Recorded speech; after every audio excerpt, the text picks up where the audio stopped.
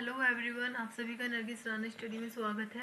जैसे कि आप सभी को पता है, मैं आपको डेली करंट अफेयर की क्लासेस प्रोवाइड कराती हूँ।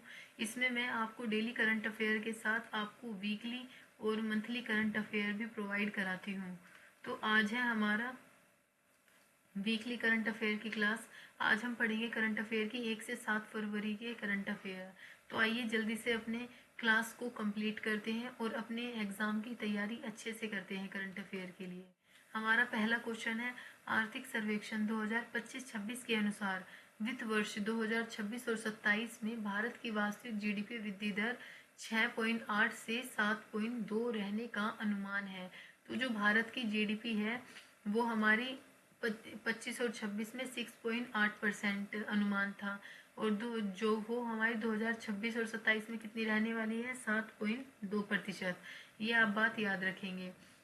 तो अगर आपसे पूछा जाता है कि 2026 और 2027 में हमारी जीडीपी कितनी रहने का अनुमान है, तो आपको जवाब देना है 7.2% रहने का। वहीं अगर हम बात करते हैं ग्लोबल इनोवेशन इंडेक्स की 2025 की, तो इसमें भारत की जीडीपी की रैंक कौन सी बताई है, 38वीं बताई है। ठीक है, तो ग्लोबल इनोवेशन इंडेक्स में भारत की रैंक क्या है, 38 है। और 2026 और 27 में भारत की जीडीपी कितनी रहने वाली है, भारत की जीडीपी 7.2% रहने वाली है। नेक्स्ट क्वेश्चन है आपका, वी अनंत नागेश्वरन की देखरेख में आर्थिक सर्वेक्षण 2025-26 तैयार किया गया है। तो आप देख सकते हैं ये हमारे जो वी अनंत नागेश्वरन है, सबसे पहली बात ये हमारे मुख्य आर्थिक सलाहकार हैं। ये हमारे मुख्य आर्थिक सलाहकार हैं। ये कौन से हैं, 18वें। वी अनंत नागेश्वरन का नाम आप याद रखेंगे। हमारे ये 18वें मुख्य आर्थिक सलाहकार हैं। अगर हम बात करते हैं जो हमारा वित्त मंत्रालय है, उसके द्वारा आर्थिक सर्वेक्षण एक वार्षिक दस्तावेज है जो कि जारी किया जाता है। इसमें जो हमारा एक साल यानी कि 12 महीने होते हैं, उसमें भारतीय अर्थव्यवस्था ने कैसा प्रदर्शन किया, उसकी उसकी फुल डिटेल इसमें दी होती है आर्थिक सर्वेक्षण में। और ये जो बनाता है ये हमारे मुख्य आर्थिक सलाहकार बनाते हैं। तो आप ये बात याद रखेंगे। नेक्स्ट क्वेश्चन है आपका,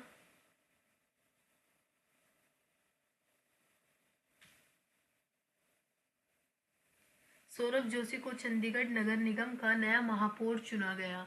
तो जो ये हमारे सौरभ आपको आपकी स्क्रीन पर आ रहे होंगे, ये सौरभ सबसे पहली बात बीजेपी पार्टी से ये बिलोंग करते हैं, और इन्होंने चंडीगढ़ नगर निगम का चुनाव जीता है और इन्हें वहां का महापौर नियुक्त किया गया है। अगर हम बात करते हैं चंडीगढ़ में महापौर के कार्यकाल की, तो इसका कार्यकाल 1 वर्ष का होता है। नेक्स्ट क्वेश्चन है हमारा, एंड ये 4th क्वेश्चन है, आप याद रखना। हरियाणा और राजस्थान ने भूमिगत पाइपलाइनों से यमुना जल आपूर्ति हेतु एमओयू पर हस्ताक्षर किया। तो ये जो हमारा एमओयू साइन किया गया है, ये हरियाणा और राजस्थान के बीच में साइन किया गया है। तो जो हरियाणा के मुख्यमंत्री हैं और जो राजस्थान के मुख्यमंत्री हैं, इनके जो हमारे जल शक्ति मंत्री हैं उनकी उपस्थिति में, एक तो ये हमारे हरियाणा के मुख्यमंत्री हैं और हमारे राजस्थान के जो मुख्यमंत्री हैं और जो हमारे जल शक्ति मंत्री हैं, उनकी उपस्थिति में ये हमारा एमओयू साइन किया गया है। इसमें बताया गया है कि मानसून के दौरान यमुना नदी में जो सरप्लस वाटर होता है यानी कि अधिशेष, वो हरियाणा से राजस्थान के शेखावटी क्षेत्रों चूरू, सीकर और झुंझुनू तक पहुंचाना। ओवरऑल ये यमुना नदी के पानी से रिलेटेड एमओयू है जो कि हमारा हरियाणा सरकार और राजस्थान सरकार के बीच में हुआ है। आप ये बात याद रखेंगे। नेक्स्ट क्वेश्चन है आपका, दिवंगत माइकल नोब्स भारतीय पुरुष हॉकी टीम के पूर्व कोच थे। तो हाल ही में इन कोच की डेथ हो चुकी है, जो कि हमारे हॉकी से बिलोंग करते थे। ये हॉकी के हमारे कोच थे, और ये प्रॉपरली अगर हम बात करें, ये ऑस्ट्रेलिया के रहने वाले हैं। और ये किस फील्ड हॉकी के खिलाड़ी थे, ये कोच थे। भारतीय टीम के साथ इनका कार्यकाल भी था 2011 से 2013 तक। इन्होंने जो हमारी भारतीय हॉकी टीम थी उनके एज अ कोच उन्हें ट्रेन किया था। तो अगर आपसे पूछते हैं कि माइकल नोब्स किस खेल के कोच थे, आपको जवाब देना है हॉकी के। और ये कहाँ से बिलोंग करते हैं, ये ऑस्ट्रेलिया से हमारा बिलोंग करते हैं। नेक्स्ट क्वेश्चन है आपका, सुप्रीम कोर्ट ने यूजीसी प्रमोशन को इक्विटी रेगुलेशन 2026 पर अस्थायी रोक लगाई है। आप सभी को पता है कि जो हमारा यूजीसी को लेकर प्रोटेस्ट हो रहा था कॉलेजेस में एंड यूनिवर्सिटीज़ में, वो उसी के चलते सुप्रीम कोर्ट ने ये जो भी नए रूल और रेगुलेशन निकाले थे 2026 के लिए, उन्हें स्थगित कर दिया है। जो हमारे मुख्य न्यायाधीश हैं सूर्यकांत और न्यायमूर्ति जयमाल बागची, इनकी एक पीठ थी, उसने कहा है कि जो नियम बनाए गए हैं यूजीसी 2026 वो वोग है, यानी कि वो स्पष्ट नहीं है। उसमें जो हमारे जनरल कैटेगरी के लोग हैं या फिर जनरल कैटेगरी से जो बिलोंग करते हैं स्टूडेंट वगैरह, वो उनके अगेंस्ट जा सकते हैं। जो भी इसमें नियम बनाए गए हैं स्पष्ट रूप से नियम नहीं बनाए गए, इसलिए इन्हें स्थगित कर दिया गया है। जब तक कोर्ट अंतिम फैसला नहीं सुनाता तब तक 2012 के यूजीसी नियम ही लागू रहेंगे। यूजीसी की फुल फॉर्म भी आपको पता होनी चाहिए, university grant commission.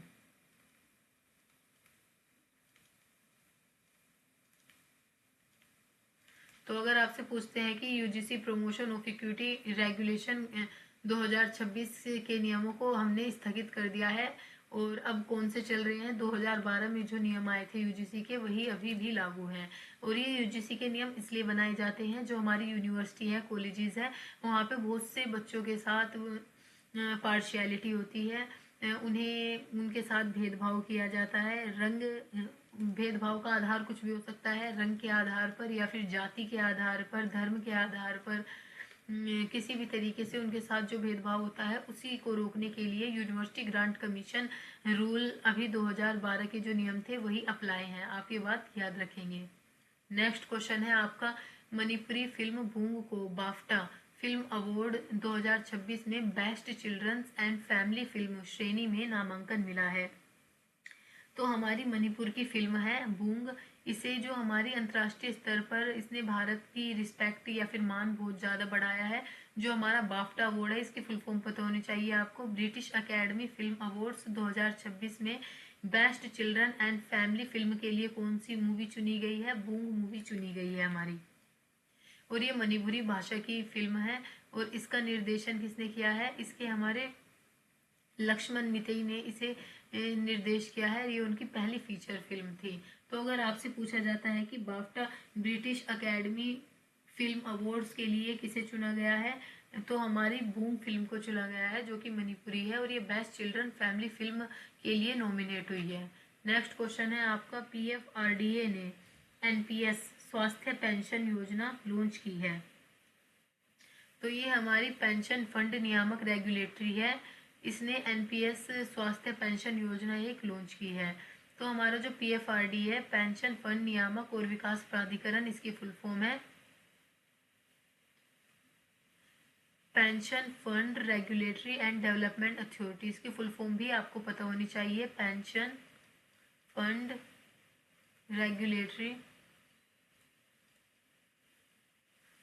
And development authority.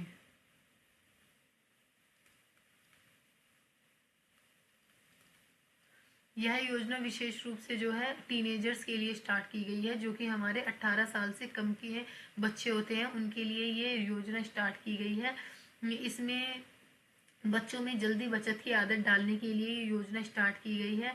इसमें जो है पेरेंट्स के नाम पर अकाउंट उनका खोला जाएगा और इसमें जो न्यूनतम योगदान दे सकते हैं न्यूनतम योगदान 1000 रुपये है और 250 से योगदान इसमें स्टार्ट है। तो अब जो एनपीएस है, आप सभी को पता है कि एनपीएस हमारी न्यू पेंशन पॉलिसी के अंदर हमारा आता है। तो पीएफआरडीए ने एनपीएस पेंशन योजना किसके लिए स्टार्ट की है, नाबालिगों के लिए स्टार्ट की है। जीडीपी की गणना के लिए नया आधार वर्ष 2022 और 2023 तय किया गया। आप सभी को पता है हमारी पहले जीडीपी किस आधार वर्ष पर गणना की जाती थी, 2011 और 2012 पर। अब जीडीपी के लिए नया आधार वर्ष आ चुका है, अब 2022 और 2023 पर जीडीपी की गणना हमारी की जाएगी। और जीडीपी की गणना किसके द्वारा की जाती है, नेशनल स्टैटिक ऑर्गेनाइजेशन के द्वारा, यानी कि राष्ट्रीय सांख्यिकी कार्यालय के द्वारा, एनएसओ के द्वारा हमारी जीडीपी यानी कि ग्रोस डोमेस्टिक प्रोडक्ट की गणना की जाती है, सकल घरेलू उत्पाद। सकल घरेलू उत्पाद की गणना के लिए नया आधार वर्ष है हमारा 2022 और 2023, और इसकी गणना कौन करता है? हमेशा एनएसओ करता है, राष्ट्रीय सांख्यिकी कार्यालय। नेक्स्ट है आपका उपभोक्ता मूल्य सूचकांक सीपीआई के लिए नया आधार वर्ष 2024 रखा गया है। सीपीआई यानी कि हमारा कंज्यूमर प्राइस इंडेक्स, तो इसके लिए जो नया आधार वर्ष रखा गया है वो है हमारा 2024। सीपीआई की गणना के लिए इससे पहले हमारा आधार वर्ष क्या था? 2012 था। अब इसे बदलकर क्या कर दिया गया है? हमारा 2024 कर दिया गया है। अर्थव्यवस्था में क्रय शक्ति, परचेसिंग पावर और महंगाई के स्तर को मापने का मुख्य पैमाना है हमारा सीपीआई।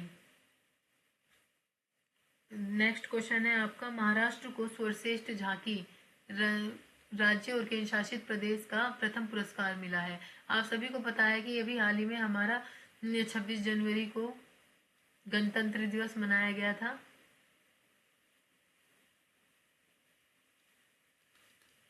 तो इसमें जो सर्वश्रेष्ठ झांकी नॉमिनेट की गई है वो हमारी की गई है महाराष्ट्र की झांकी को, इसे प्रथम पुरस्कार मिला है। और जो महाराष्ट्र की झांकी की थीम थी वो थी 3.5 शक्तिपीठ और नारी शक्ति।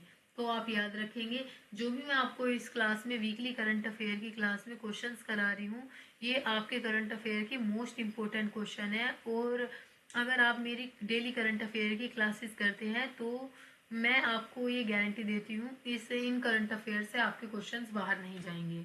नेक्स्ट है आपका वैश्विक नवाचार सूचकांक 2025 में भारत 38वें स्थान पर पहुंचा। तो आप सभी को पता है जो वैश्विक नवाचार सूचकांक है उसमें भारत की स्थिति कितनी है? 38 है। और 2015 में कितनी थी भारत की? इससे पहले 81 थी। अगर हम बात करते हैं फर्स्ट कौन आया है, फर्स्ट हमारा स्विट्जरलैंड आया है। और इंडिया की रैंक हमारी कितनी है? 38 है। ग्लोबल इनोवेशन इंडेक्स यानी कि वैश्विक नवाचार सूचकांक। नेक्स्ट क्वेश्चन है आपका, अमेरिका के Smithsonian national museum of Asian art ने शिव नटराज सहित 3 प्राचीन कांस्य मूर्तियां भारत को लौटाने का निर्णय किया है। तो आप सभी देख सकते हैं भारत की कुछ मूर्तियां थी जो अंग्रेज हमारे, जब हम भारत उपनिवेश था अंग्रेजों का, उस समय अंग्रेज लूट कर ले गए थे, तो अब उन्होंने वापस देने के लिए बोल दिया है। वाशिंगटन डीसी स्थित Smithsonian national museum of Asian art ने घोषणा की है कि वह चोरी की गई 3 प्राचीन कांस्य मूर्तियां भारत को लौटाएगा। ये मूर्तियां अवैध तस्करी के माध्यम से भारत में माध्यम से अमेरिका में पहुंची थी। और ये कौन कौन सी मूर्तियां हैं जो अमेरिका में लौटाने वाला है? पहली मूर्ति है इसमें शिव नटराज की। शिव नटराज की 11वीं शताब्दी से बिलोंग करती है और ये चोल काल की मूर्ति है। दूसरी मूर्ति है शिव भक्त संबंदर की, ये 12वीं सदी से, ये भी चोल काल की मूर्ति है।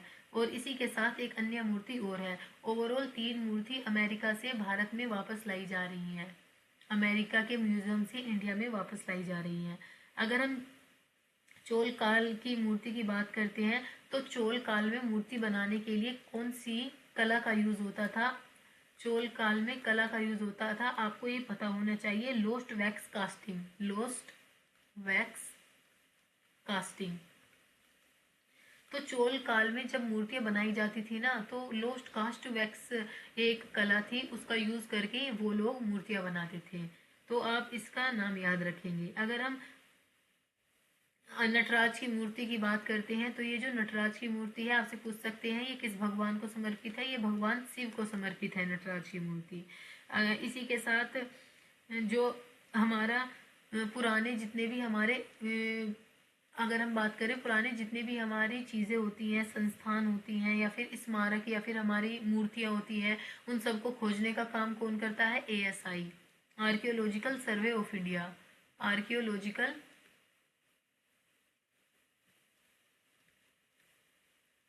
आर्कियोलॉजिकल सर्वे ऑफ इंडिया,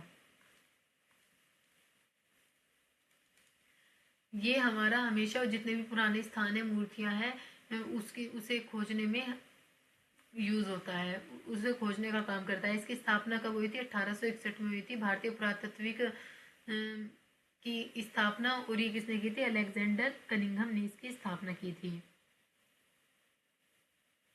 तो ये कुछ चीज़ें हैं जो आप याद रखेंगे। नेक्स्ट है आपका, डोनाल्ड ट्रंप ने केविन वॉर्श को US फेडरल रिजर्व के अगले चेयरमैन के रूप में नामित किया। आप सभी ने अभी हाल ही में सुना होगा कि सोना सस्ता हो गया, सोना सस्ता हो गया।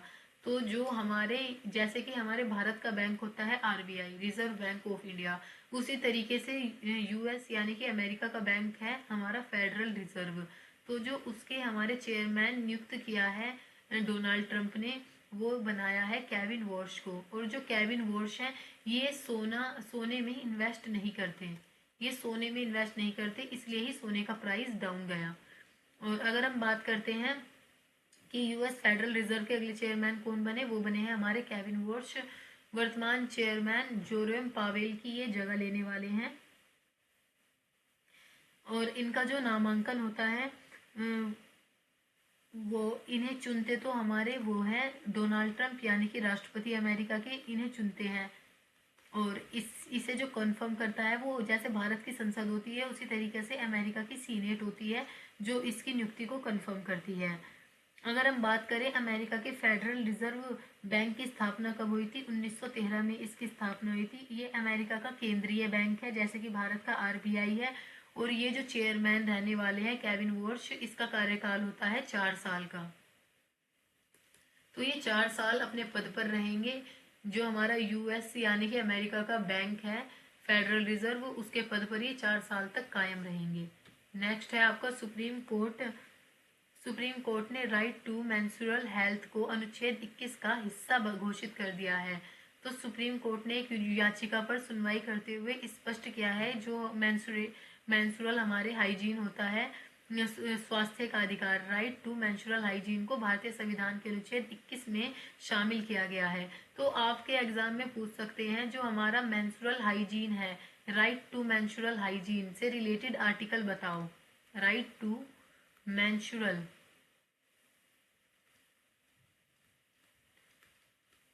राइट टू मेंस्ट्रुअल हेल्थ से रिलेटेड आर्टिकल बताओ। तो हमारा जो आर्टिकल 21 है वो हमारा जीवन जीने का अधिकार, उसी के अंदर ये भी हमारा अधिकार जोड़ दिया गया है। यह अनुच्छेद जीवन और व्यक्तिगत स्वतंत्रता के संरक्षण की गारंटी देता है। कोर्ट का मानना है कि गरिमा के साथ जीने के लिए मासिक धर्म स्वास्थ्य का प्रबंधन आवश्यक है। वहीं आप सभी को पता है शिक्षा का अधिकार हमारे किस में आता है, शिक्षा का अधिकार आर्टिकल 21A में आता है, शिक्षा का अधिकार। और जीवन जीने का अधिकार हमारा किस में आता है, आर्टिकल 21 में आता है, जीवन जीने का अधिकार। और अब जो हमारा मेंस्ट्रुअल हेल्थ है वो वाला राइट किस में आ गया है, वो राइट भी हमारा आर्टिकल 21 में आ चुका है। अगर आपसे पूछा जाता है जो मुफ्त सैनिटरी पैड है वो योजना यानी कि खुशी योजना किस राज्य ने स्टार्ट की थी, ये जो खुशी योजना है ये हमारा उड़ीसा ने स्टार्ट की थी। और इस योजना में, खुशी योजना में जो है मुफ्त पैड बांटे गए थे, मुफ्त पैड बांटे जाते हैं उड़ीसा में। आप मुझे कमेंट सेक्शन में बताइए हमारा आर्टिकल 15 किससे रिलेटेड है। आर्टिकल हमारा जो 15 है वो हमारा रिलेटेड है जो हमारा धर्म है, मूलवंश है, या फिर जो भी हमारी जाति है, लिंग है, आप लड़के हैं या फिर लड़की, लिंग है या फिर आप ट्रांसजेंडर हैं, आप कुछ भी हैं, या फिर आपका जो भी जन्म स्थान है उसके स्थान पर, उसके आधार पर आपके साथ किसी भी तरीके का भेदभाव नहीं किया जाएगा। यही हमारा आर्टिकल 15 में बताता है। आप जो हमारा यूजीसी है, जो मैंने अभी आपको पिछली स्लाइड में पढ़ाया था, यूनिवर्सिटी ग्रांट कमीशन, जो कि अब 2026 में नियम आए थे जिन्हें कैंसिल कर दिया गया है, वो भी हमारा इसी पर आधारित था कि किसी भी तरीके का भेदभाव नहीं किया जाएगा। नेक्स्ट है आपका digital food coupon pilot project, Chandigarh, Puducherry और गुजरात के 3 जिलों में शुरू किया गया। तो जो ये हमारा पायलट प्रोजेक्ट है ये हमारा स्टार्ट किया गया है। ओवरऑल आप सभी को पता है पहले अगर हमें राशन मिलता था तो हम एक राशन कार्ड लेकर आपको जाना होता था, जहाँ पे भी आप जाते थे राशन लेने आपको एक कार्ड दिया जाता था, राशन कार्ड, उससे आपको राशन मिलता था। लेकिन इसमें जो है ना बहुत ही ज़्यादा करप्शन होता था, भ्रष्टाचार होता था। जो भी बिचौलिए थे, जो भी हमारे इसमें बिचौलिए थे वो बहुत ज़्यादा राशन अपने पास रख लेते थे। तो इसलिए सरकार ने एक पहल स्टार्ट की है, उसका नाम है डीबीटी यानी कि direct benefit transfer digital coupon. इसके माध्यम से क्या होगा, नगद सब्सिडी देने का प्रयोग शुरू किया गया है। इस योजना का प्राथमिक लक्ष्य पीडीएस है, यानी कि पब्लिक डिस्ट्रीब्यूशन लीकेज सिस्टम या भ्रष्टाचार को समाप्त करना। अब डीबीटी का मतलब क्या है? इसका मतलब है हमारा डायरेक्ट बेनिफिट ट्रांसफर, यानी कि अब आपको जो है आपके राशन के पैसे मिलेंगे और वो पैसे आपके बैंक में ट्रांसफर कर दिए जाएंगे सीधा। और ये ऐसा किस लिए किया गया है? ऐसा पीडीएस को खत्म करने के लिए किया गया है, यानी कि पब्लिक डिस्ट्रीब्यूशन सिस्टम को खत्म करने के लिए ये किया गया है, क्योंकि इसमें भ्रष्टाचार होता था, बिचौलिए राशन खा जाते थे। तो ये जो योजना है, ये हमारा जो डिजिटल राशन कार्ड है, इसकी शुरुआत हुई कहाँ पर है? इसकी शुरुआत हमारा चंडीगढ़ में हुई है, और इसी के साथ पुडुचेरी में और गुजरात में, और दादर नागर की हवेली जो कि हमारा गुजरात में स्थित है, उसमें भी ये स्टार्ट हुआ है, दादर नागर की हवेली। आप सभी को पता है ये तीनों ही हमारा यूनियन टेरिटरी है, यूनियन यानी कि केंद्र शासित प्रदेश हैं।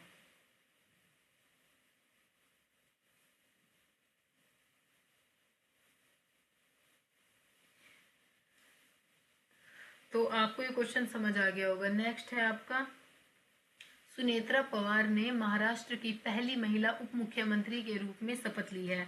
आप सभी को पता है कि अजीत पवार जी की पत्नी है सुनेत्रा पवार, उन्होंने हाल ही में महाराष्ट्र की पहली महिला उप मुख्यमंत्री के रूप में शपथ ली है। अगर हम मुख्यमंत्री की बात करते हैं महाराष्ट्र के, वो है हमारे एकनाथ शिंदे। ये हमारे जो महाराष्ट्र के हैं प्रथम, ये हमारे महाराष्ट्र के प्रेजेंट मुख्यमंत्री हैं, प्रेजेंट यानी कि वर्तमान।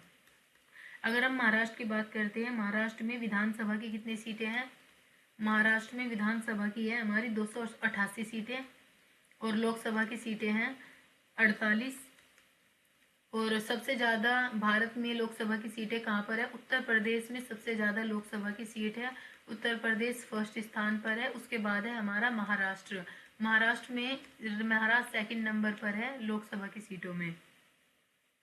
अगर हम आगे बात करते हैं, भारत की पहली महिला मुख्यमंत्री का नाम बताइए आप मुझे। भारत की पहली महिला मुख्यमंत्री थी हमारी सुचेता कृपलानी, सुचेता कृपलानी, और ये हमारे उत्तर प्रदेश की मुख्यमंत्री थी। अगर हम महाराष्ट्र की बात और करते हैं आगे, महाराष्ट्र की स्थापना कब हुई थी बताइए? महाराष्ट्र की स्थापना हुई थी हमारी मई 1960 में, 1 मई 1960 को। तो ये चीज़ें आप इसमें याद रखेंगे। नेक्स्ट है आपका, हरियाणा ने 72वीं सीनियर राष्ट्रीय महिला कबड्डी चैंपियनशिप का खिताब जीता है। तो आप सभी जानते हैं हरियाणा अपने खेलों के लिए बहुत ज़्यादा फेमस है, और इस बार जो विजेता रहा है हमारा राष्ट्रीय महिला कबड्डी का, वो हरियाणा रहा है। उप विजेता यानी कि रनर अप हमारा भारतीय रेलवे रहा है। जो फाइनल मैच हुआ था, हरियाणा ने एक बेहद रोमांचक मुकाबला करा था और 31-28 के अंतर से भारतीय रेलवे को हरा दिया। इस बार चैंपियनशिप ये जो हुई थी हमारी राष्ट्रीय महिला कबड्डी, ये हुई थी हरियाणा के रोहतक में। और कबड्डी का जन्मदाता आप किसे बोलेंगे अगर आपसे पूछा जाता है कि कबड्डी का जन्मदाता कौन सा देश है? कबड्डी जन्मदाता कौन सा देश है? तो हमारा जो कबड्डी का जन्मदाता है वो भारत ही है। अगर हम इसमें खिलाड़ियों की बात करें तो इसमें हर एक टीम में 7 खिलाड़ी होते हैं। हर एक टीम में कितने खिलाड़ी होते हैं? 7। और कुछ शब्दावली भी आपको कबड्डी से रिलेटेड पता होनी चाहिए, जो आपके एग्जाम में काफ़ी बार पूछी गई है, जैसे कि लोना, रेडर, एंटी, डू और डाई, डू और डाई, रेड। तो ये चीज़ें हैं डू और डाई, रेड, जो आपकी शब्दावली पूछी जाती है कि लोना जो है वर्ड ये किस खेल से संबंधित है, तो ये हमारा कबड्डी से संबंधित है। इसी तरीके से रेडर और हमारा एंटी और डू और डाई, रेडर। नेक्स्ट है आपका, विंग्स इंडिया 2026 में इंदिरा गांधी अंतर्राष्ट्रीय हवाई अड्डा दिल्ली को एयरपोर्ट ऑफ द ईयर चुना गया। आप सभी को पता है कि जो हमारा सर्वश्रेष्ठ हवाई अड्डा चुना गया है वो हमारा इंदिरा गांधी नेशनल इंटरनेशनल हवाई अड्डे को चुना गया है, यानी कि IGIA, Indira Gandhi international airport. जो हमारा विंग्स इंडिया का आयोजन हुआ था वो कहाँ पे हुआ था? बेगमपेट हवाई अड्डा हैदराबाद में हुआ था। तो हमारा बेगमपेट हवाई अड्डा कहाँ पर स्थित है? हैदराबाद में। और अगर बात करें भारत का सबसे व्यस्त हवाई अड्डा कौन सा है, भारत का सबसे व्यस्त हवाई अड्डा है हमारा IGIA यानी कि इंदिरा गांधी इंटरनेशनल हवाई अड्डा। भारत में वर्तमान में उड़ान मंत्री कौन है, आपको ये पता होना चाहिए, के राम मोहन नायडू भारत के वर्तमान में नागरिक उड्डयन मंत्री हैं ये।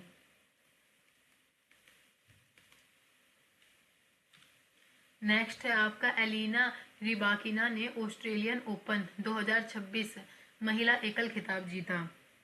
तो आप सभी देख सकते हैं जो एलिना रिबाकिना है ये कजाकिस्तान से बिलोंग करती हैं और ये कजाकिस्तान की एक पहली ऐसी महिला है जिसने महिला ऑस्ट्रेलिया ओपन जीता है। और उपविजेता कौन रही है, उपविजेता रही है आर्यना सवालेंका जो कि बेलारूस से बिलोंग करती हैं। ऑस्ट्रेलियन ओपन एकल खिताब जीतने वाली एक कजाकिस्तान की पहली खिलाड़ी बनी है। आपको और अगर हम मेल कैंडिडेट्स की बात करें, ऑस्ट्रेलियन ओपन मेल में किसने जीता है, मैं आपको आप कमेंट सेक्शन में बताना, आगे की स्लाइड में हम इसके बारे में पढ़ेंगे। मैं आपको इतना बता रही हूँ, नोवाक जोकोविच को इस बार हरा दिया गया है ऑस्ट्रेलियन ओपन 2026 में। तो अब हमारा जो जितने भी हमारे ग्रैंड स्लैम होते हैं, आप बताइए, हमारे 4 ग्रैंड स्लैम होते हैं। पहला होता है हमारा ऑस्ट्रेलियन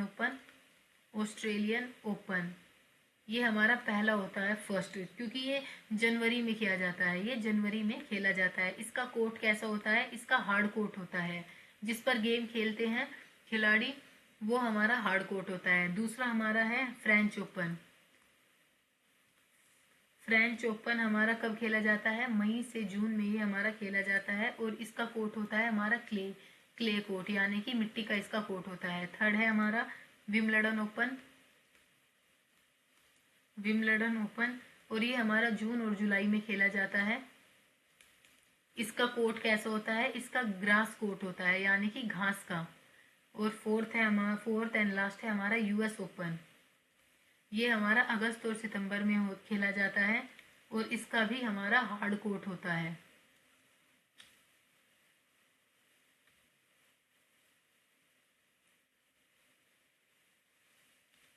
नेक्स्ट क्वेश्चन है हमारा, भारतीय तटरक्षक बल ICG ने 1 फरवरी 2026 को अपना 50वां स्थापना दिवस मनाया है। तो जो हमारा भारतीय तटरक्षक बल है इसने अपना कौन सा स्थापना दिवस मनाया है, 50वां। इसकी स्थापना हुई कब थी, 1 फरवरी 1977 को इसकी स्थापना हुई थी। और इस बार इसकी जो थीम रही है वो क्या थी, secure coast and prosperous India.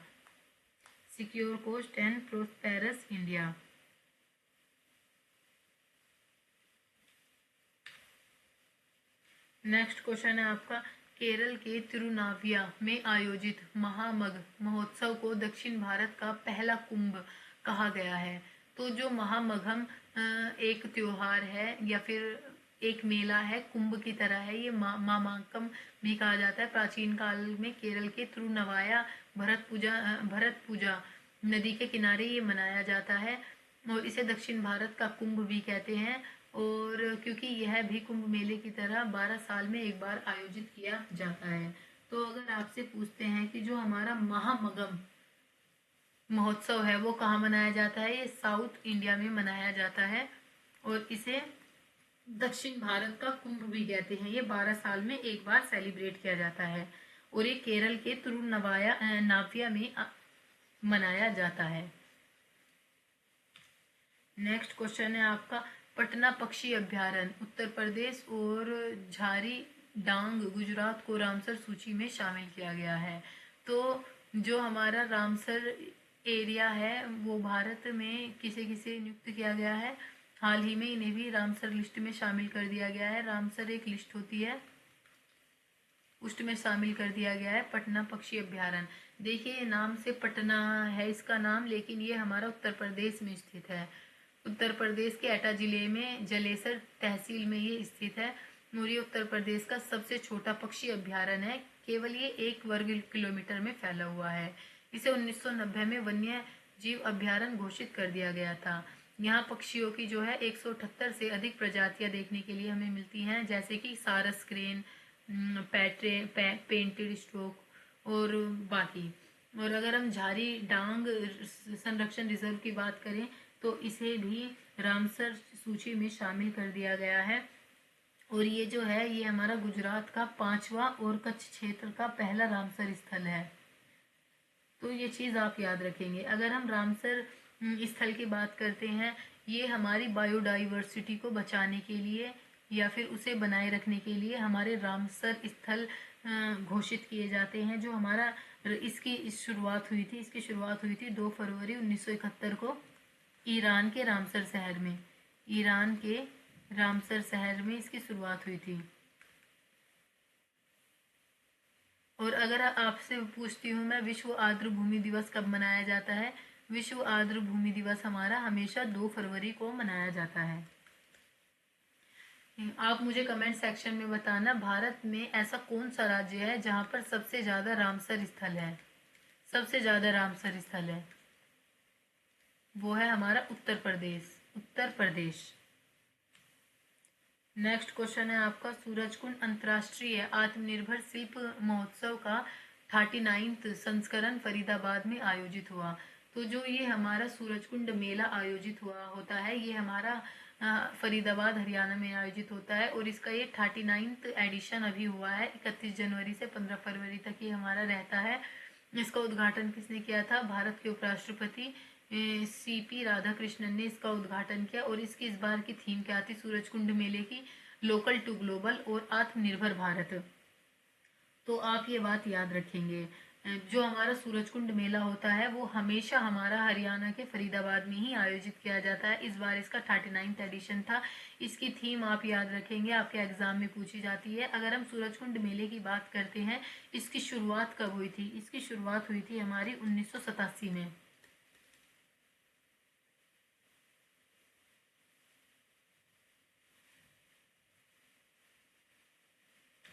Next question है आपका, सेल ने सेल ई ब्रेटन नामक प्रतियोगिता शुरू की है। यह प्रतियोगिता सेल द्वारा अपने सोशल मीडिया प्लेटफॉर्म जैसे कि फेसबुक, ट्विटर, इंस्टाग्राम पर आयोजित की जाती है। भारत के निर्माण में सेल के योगदान के बारे में जागरूकता फैलाना और स्टील के महत्व को समझाना। तो पहली बात, आपको सेल की फुल फॉर्म पता होनी चाहिए। Steel authority of India. Steel authority of India इसकी फुल फॉर्म है। और इसकी स्थापना कब हुई थी? इसकी स्थापना हुई थी हमारा 24 जनवरी 1973 में और इसका हेडक्वार्टर है हमारा नई दिल्ली में। और जो ये सेल ई ब्रेटियन नामक प्रतियोगिता है, ये किस लिए शुरुआत की गई है? ये इसलिए बताने के लिए इसकी शुरुआत की गई है कि सेल का कितना योगदान है भारत में। सेल ने कितनी स्टील प्रोवाइड कराई है भारत को, किस क्वालिटी की स्टील प्रोवाइड कराई है, इसीलिए ये स्टार्ट हुआ है सेल भारत की। और अगर हम बात करते हैं आगे, वर्तमान में सेल के अध्यक्ष कौन है? आपको ये पूछ सकते हैं, हालांकि इम्पोर्टेंट नहीं है, आपसे पूछ सकते हैं। सेल के जो अध्यक्ष इस बार वर्तमान में है वो है हमारे अमरेंदु प्रकाश।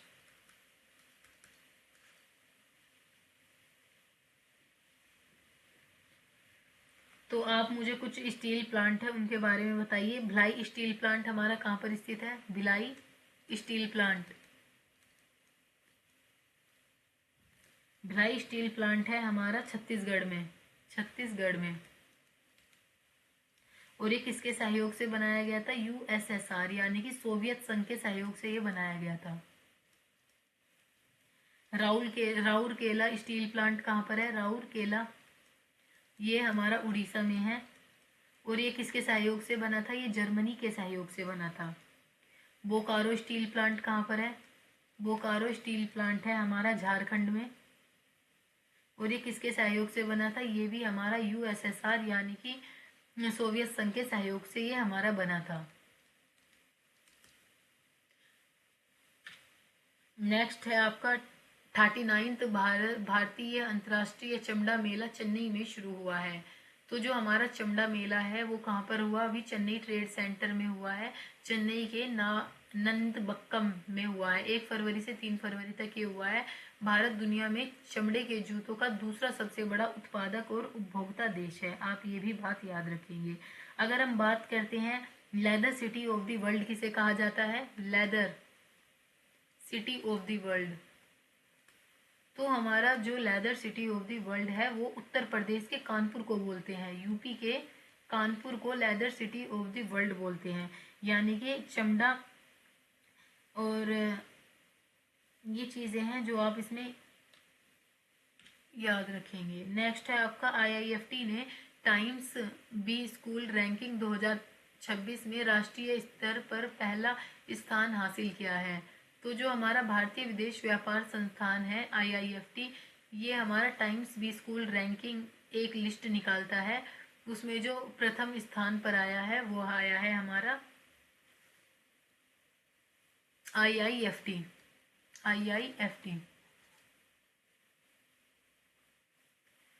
इसका उद्देश्य क्या होता है, इसे भारत के विदेश व्यापार क्षेत्र के व्यवसायीकरण और निर्यात प्रबंधन में मदद करने के लिए बनाया गया था। तो अगर आपसे पूछते हैं आईआईएफटी ने टाइम्स बी स्कूल रैंकिंग 2026 में राष्ट्रीय स्तर पर पहला स्थान हासिल किया है, आपसे सिंपली एक क्वेश्चन पूछ सकते हैं, टाइम्स बी स्कूल रैंकिंग 2026 में पहले स्थान पर कौन आया है, फर्स्ट कौन आया है? आपको जवाब देना है आईआईएफटी, भारतीय विदेश व्यापार संस्थान।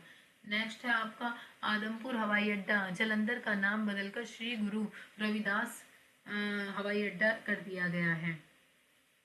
तो ये हवाई अड्डा है हमारा पंजाब में, इसका पहले नाम था आदमपुर हवाई अड्डा, इसका नाम बदलकर कर दिया गया है श्री गुरु रविदास जी महाराज हवाई अड्डा। अगर हम रविदास जी की बात करते हैं तो ये हमारे भक्ति आंदोलन के संत थे और इनकी जो शिक्षाएं हैं या फिर इनकी जो शिक्षाएं हैं वो किस में स्थित है, वो गुरु ग्रंथ साहिब में संकलित है।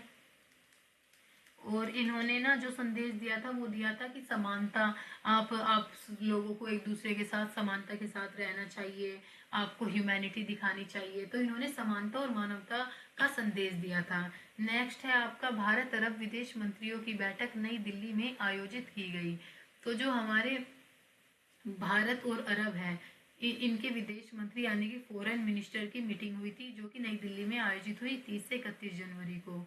और इसमें भारत के विदेश मंत्री हमारे कौन है, एस जयशंकर, और संयुक्त अरब अमीरात यानी कि उसके भी विदेश मंत्री शामिल हुए। अगर हम अरब लीग की बात करते हैं, अरब जो हमारी कंट्रीज हैं, अरब लीग में 22 सदस्य देश शामिल हैं और अरब लीग के महासचिव इस वक्त कौन है, अहमद अब्दुल गीत। आपसे पूछ सकते हैं अरब लीग में कितने देश शामिल हैं, अरब लीग में हमारे 22 देश शामिल हैं और अरब लीग के महासचिव हैं हमारे अहमद अब्दुल गीत।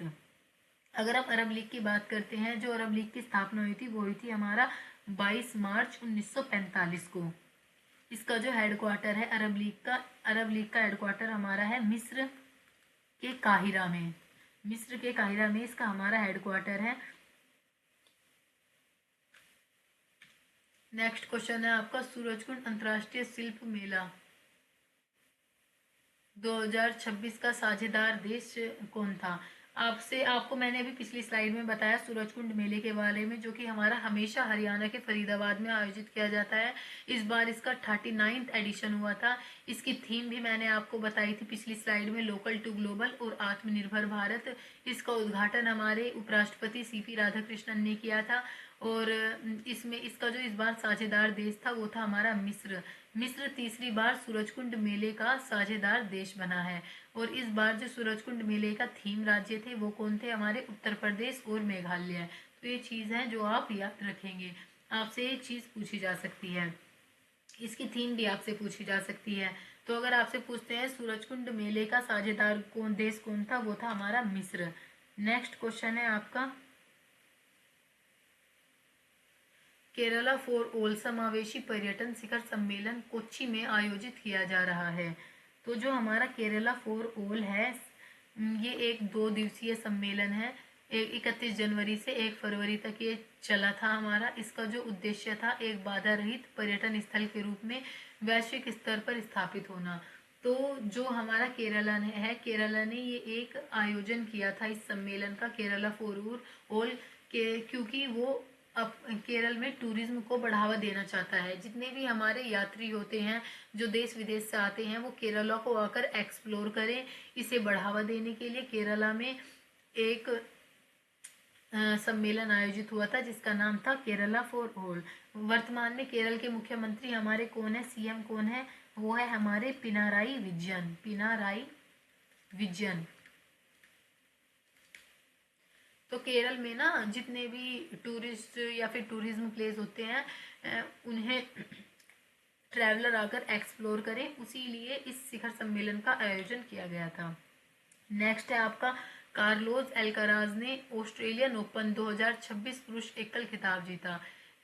एज आई सेड, मैंने अपनी पिछली स्लाइड में आपको बताया था कि ऑस्ट्रेलियन ओपन 2026 मेल कैंडिडेट्स में किसने जीता है, नोवाक जोकोविच को हराकर। नोवाक जोकोविच को हराकर। तो ये हमारा जीता है कार्लोस अल्काराज ने। हालांकि जो नोवाक जोकोविच है ये बहुत बड़े वर्ल्ड लेवल पर जो है ये बहुत बड़े प्लेयर हैं। ये सर्बिया से बिलोंग करते हैं और इन्हें हरा दिया है कार्लोस अल्काराज ने। मैंने आपको ऑर्डर बता दिया है। 4 ग्रैंड स्लैम होते हैं, कब कौन सा होता है, पहले कौन सा होता है, दूसरा, तीसरा, फोर्थ। मैंने आपको सारे के सारे सीरीज बता दी थी, कौन सा पहले होता है और कौन सा बाद में।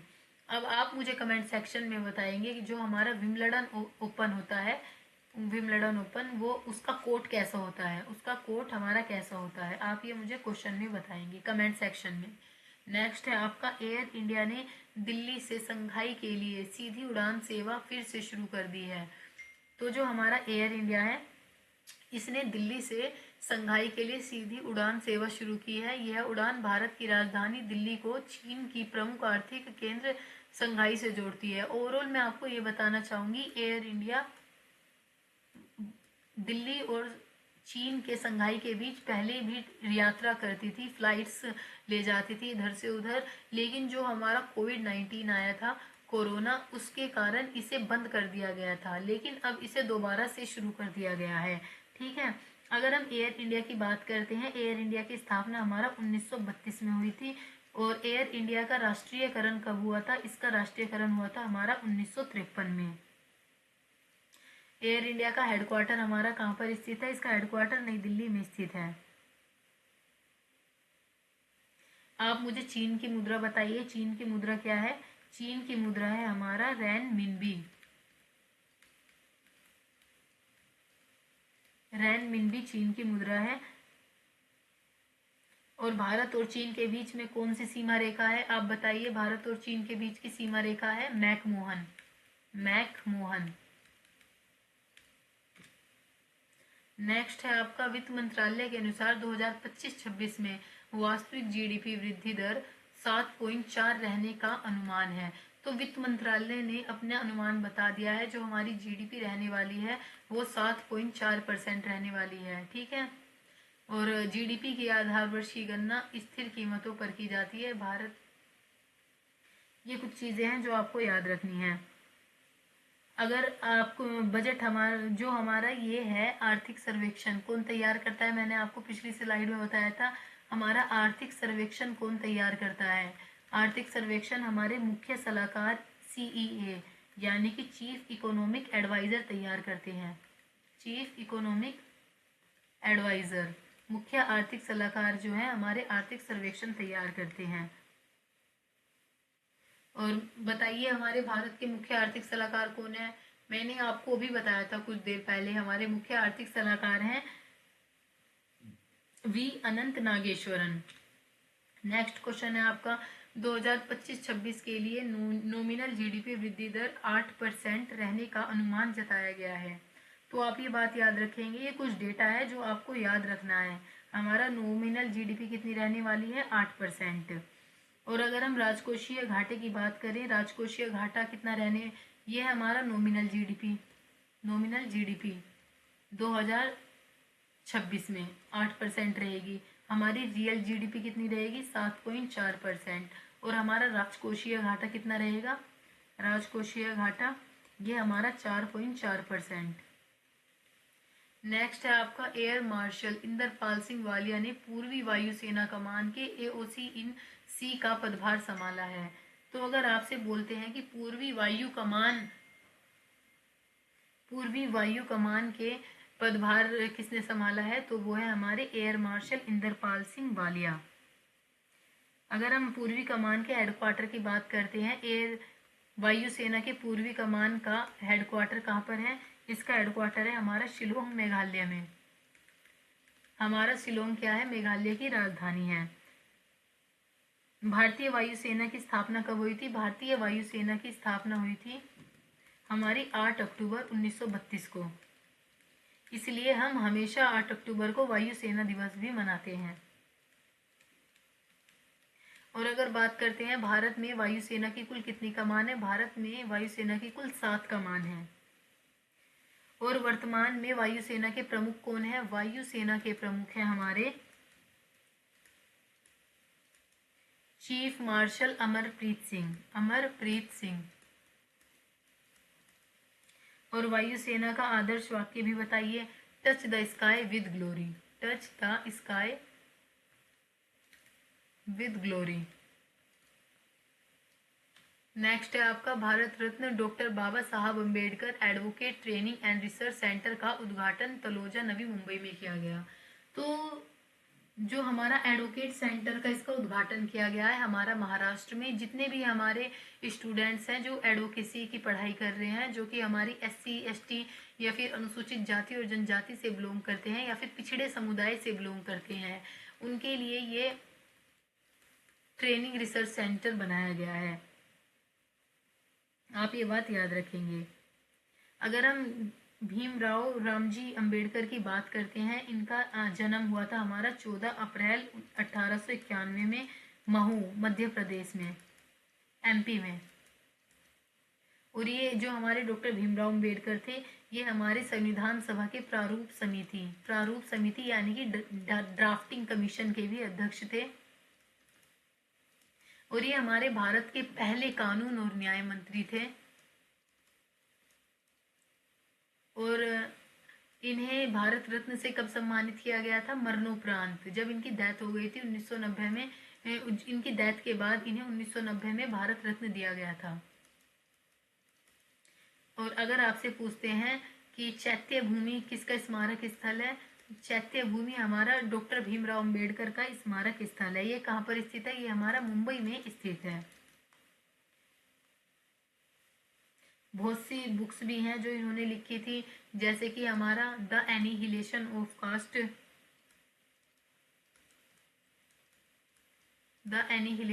कास्ट, इनकी पुस्तक है। The problem of the rupee भी इनकी पुस्तक है, the problem of the rupee. इसी के साथ हु वर द शूद्राज भी इनकी बुक है, हु वर द शूद्राज।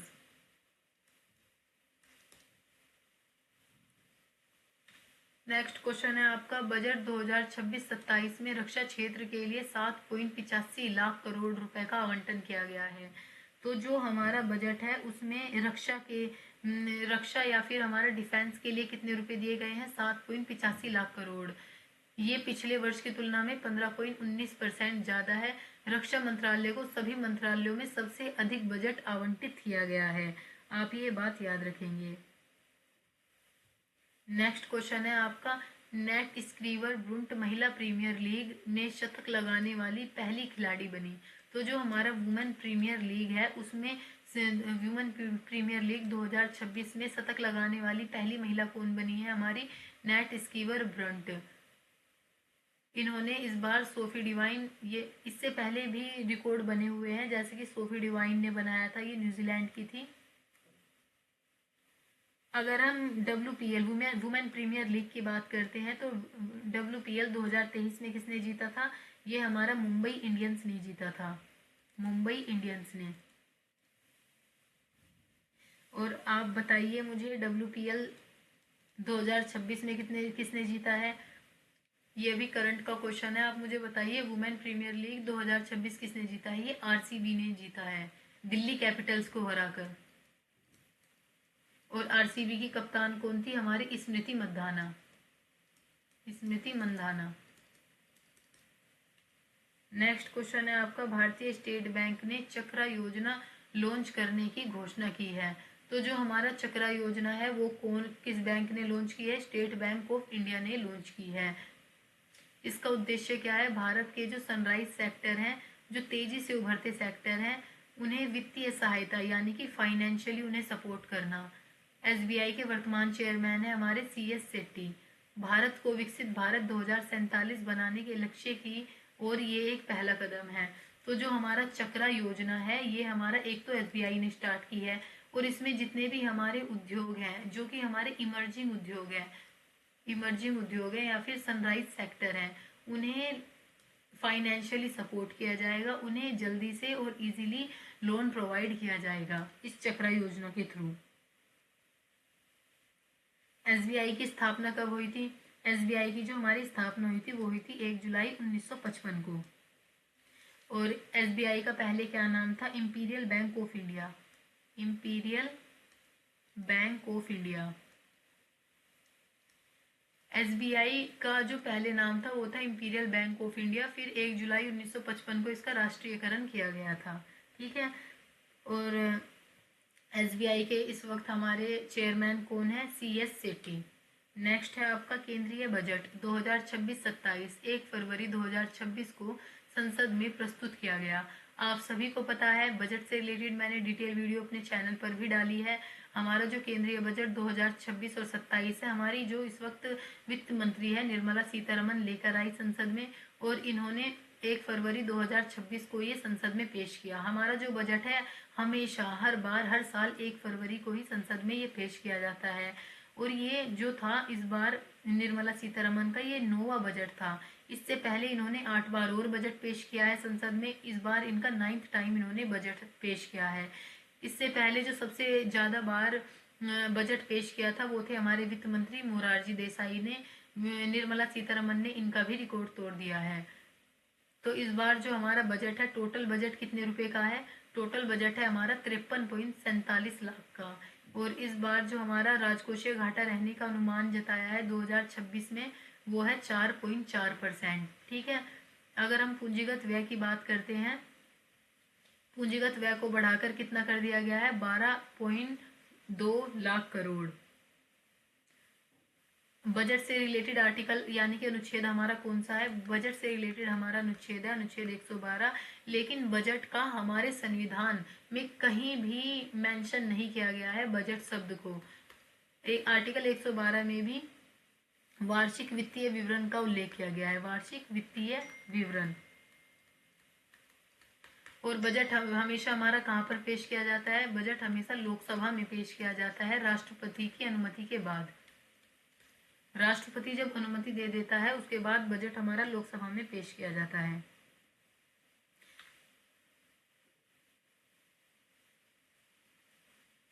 तो कुछ चीज़ें हैं जो आपको बजट में और भी पता होनी चाहिए, जैसे कि इस बार टोटल बजट था हमारा 53.47 लाख का। और सबसे ज़्यादा जो बजट रखा गया है वो रक्षा मंत्रालय के लिए रखा गया है। रक्षा मंत्रालय को कितने दिए गए हैं? 7.85 लाख करोड़। रेल मंत्रालय के लिए दिए गए हैं 2.55 लाख करोड़। गृह मंत्रालय के लिए दिए गए हैं 2.55 लाख करोड़ गृह मंत्रालय के लिए भी।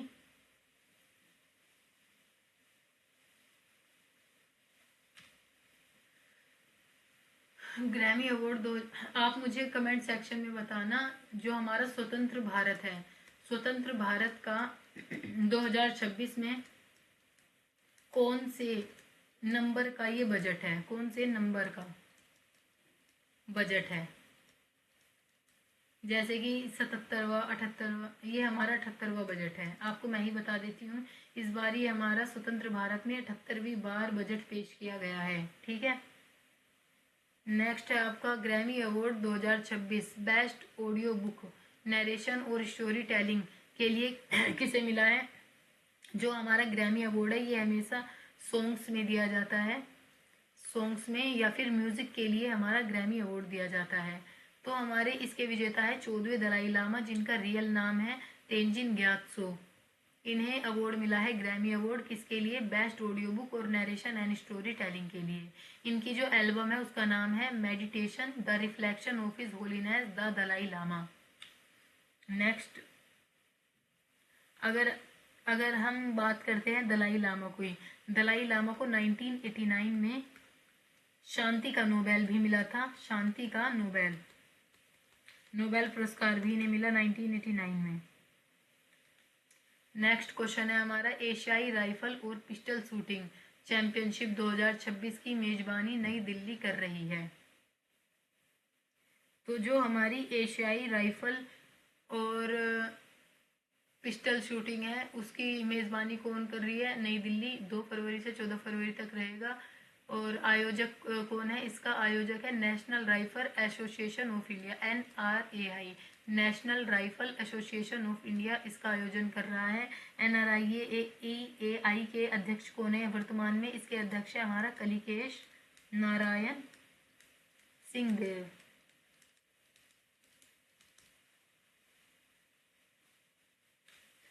नेक्स्ट क्वेश्चन है आपका, Sarang helicopter display team Singapore air show 2026 में भाग ले रही है।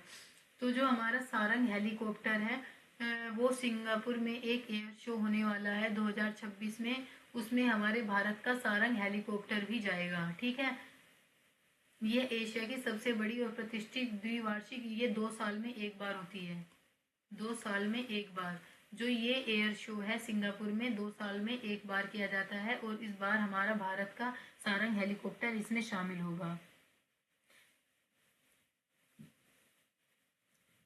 नेक्स्ट क्वेश्चन है आपका, भारत अमेरिका व्यापार समझौते के तहत अमेरिका ने शुल्क 25% से घटाकर कितना कर दिया है? 18% कर दिया है। तो भारत और अमेरिका के बीच में व्यापार का समझौता हुआ था जिसमें अमेरिका ने शुल्क 25% से घटाकर 18% कर दिया है। ओवरऑल अब जो भारत तेल का आयात करता था रशिया से, अब वो बंद कर देगा।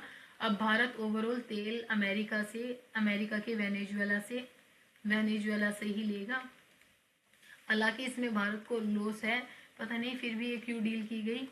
अमेरिका ने भारत से निर्यात होने वाले कुछ विशिष्ट उत्पादों पर आयात शुल्क 25% से घटाकर 18% कर दिया है। ठीक है,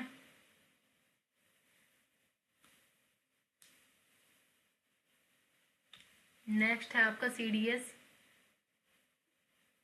जनरल अनिल चौहान ने रक्षा संबंधों को मजबूत करने के लिए आर्मेनिया का दौरा किया। जो ये भारत के पहले ऐसे CDS हैं जिन्होंने किसी देश की विदेश यात्रा की है। इन्होंने आर्मेनिया की पहली आधिकारिक यात्रा की है। ये हमारे भारत के सेकंड CDS हैं। इनसे पहले हमारे जो फर्स्ट CDS थे वो थे हमारे CDS थे वो थे हमारे जनरल बिपिन रावत।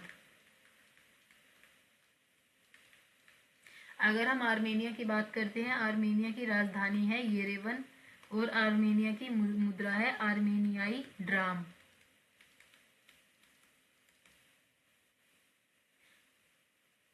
अगर हम बात करते हैं आगे, तो जो हमारा पिनाका रॉकेट सिस्टम है उसका जो पहला कोई विदेशी ग्राहक था वो भी हमारा आर्मेनिया था।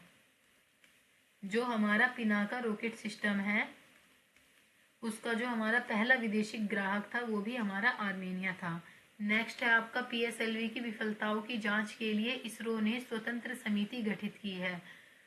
जब भी तो इसरो ने स्वतंत्र समिति गठित की है। आप सभी को पता है जो हमारा इसरो है वो बहुत से मिशन लॉन्च करता रहता है। ऐसा नहीं है कि वो सारे ही सक्सेसफुल होते हैं, उनमें से कुछ हमारे विफल भी हो जाते हैं।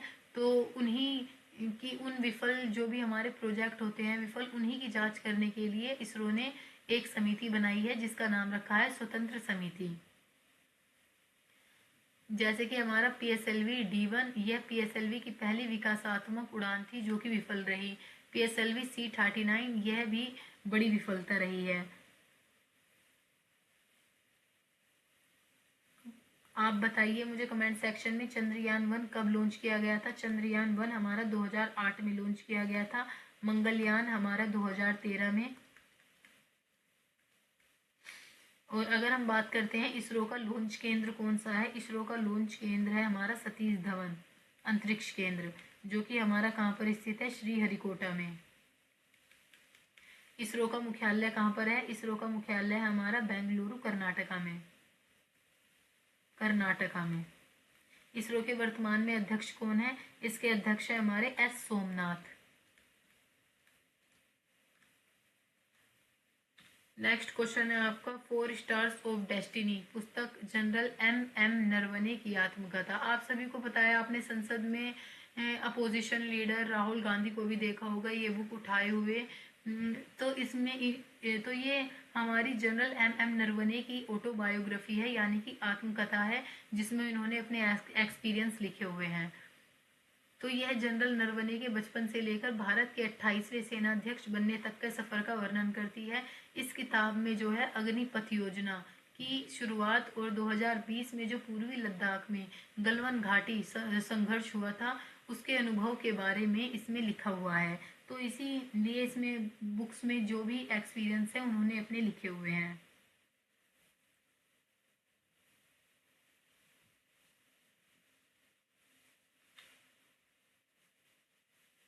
नेक्स्ट है आपका माउंट एकांकागुआ दक्षिण भारत की सबसे ऊंची चोटी है। तो जो आप देख सकते हैं ये हमारा माउंट एकांकागुआ है, ये अरुणाचल प्रदेश के भारतीय पर्वतारोही कबाक यानो ने माउंट एकांकागुआ पर सफलतापूर्वक चढ़ाई की और तिरंगा फहराया। तो जो हमारा दक्षिण अमेरिका की, सॉरी मैंने आपको दक्षिण भारत बोल दिया, जो हमारी साउथ अमेरिका की एकांकागुआ पर्वत चोटी है उस पर एक भारतीय चढ़ी है जिनका नाम है कबाक यानो, और इन्होंने इस पर सफलतापूर्वक अपना झंडा भी फहराया है। अगर हम अकांकागुआ की बात करते हैं, ये हमारा दक्षिण अमेरिका के अर्जेंटीना में स्थित है और ये हमारी एंडीज पर्वत जो श्रृंखला है उसके अंदर आती है। तो कौन सी भारतीय अकांकागुआ पर चढ़ी है, उनका नाम है कबाक यानो, कबाक यानो। नेक्स्ट है आपका 61वें ला बिएनाले डी वेनेजिया कला प्रदर्शनी का आयोजन इटली में हो रहा है। तो ये जो है एक हमारा आर्ट एग्जीबिशन है, ये जो हमारा इटली में आयोजित किया जाता है। इसका जो इस वक्त थीम है वो है हमारा इन माइनर कीज। और जो इस एग्जीबिशन की शुरुआत हुई थी इटली में वो 1895 में हुई थी, और इस एग्जीबिशन को कला का ओलंपिक भी कहते हैं, कला का ओलंपिक। और ये हमेशा 2 साल में एक बार आयोजित होता है, 2 साल में एक बार। नेक्स्ट है हमारा पैट्रिक हार्मनी सेशेल्स के राष्ट्रपति बने। तो अभी हाल ही में जो हमारे पैट्रिक हार्मनी है वो सेशेल्स के राष्ट्रपति बने हैं और इन्होंने भारत की राजकीय यात्रा की। राष्ट्रपति बनने के बाद ये इनका पहला ही विदेश दौरा था। अगर हम बात करते हैं सेशेल्स की राजधानी है हमारी विक्टोरिया। सेशेल्स की मुद्रा क्या है, सेशेल्स रुपया, सेशेलोइस रुपया इनकी मुद्रा है। और सेशेल्स हमारा किस महाद्वीप में आता है, ये हमारा अफ्रीका महाद्वीप में आता है। सेशेल्स के राष्ट्रपति अभी हाल ही में कौन बने हैं, पैट्रिक हार्मनी। नेक्स्ट है हमारा यंत्र इंडिया लिमिटेड को मिनी रत्न श्रेणी 1 का दर्जा दिया गया। तो मिनी रत्न कंपनियां वो होती हैं जो 500 करोड़ तक खर्च कर सकती हैं बिना किसी सरकार की मंजूरी के। वो 500 करोड़ रुपए तक को खर्च कर सकती हैं या फिर इन्वेस्ट कर सकती हैं। और जो मिनी रत्न कंपनी का दर्जा वो टैग देता है वो रक्षा मंत्रालय देता है। रक्षा मंत्री इस वक्त वर्तमान में हमारे कौन है, राजनाथ सिंह है। तो हाल ही में मिनी रत्न कंपनी कौन बनी है, यंत्र इंडिया लिमिटेड, यंत्र इंडिया लिमिटेड। नेक्स्ट है आपका श्री दिवाकर जयंत ने नौसेना आयुध महानिदेशक का पदभार संभाला है। तो जो हमारे नौसेना आयुध महानिदेशक का पदभार संभाला है वो संभाला है श्री दिवाकर जयंत ने। इसके बाद हमारा नेक्स्ट क्वेश्चन है केंद्रीय चिड़ियाघर प्राधिकरण की 43वीं बैठक की अध्यक्षता किसने की, भूपेंद्र यादव ने। और हमारे नौसेना आयुध महानिदेशक कौन बने हैं, श्री दिवाकर जयंत। बजट 2026-27 में शिक्षा मंत्रालय के लिए कितने रुपए दिए गए हैं, 1,39,289 करोड़। इसमें से स्कूल शिक्षा और साक्षरता विभाग को कितने रुपए जाएंगे, 83,562 लाख 562 और उच्च शिक्षा विभाग को कितने जाएंगे? 55,727 करोड़। नेक्स्ट है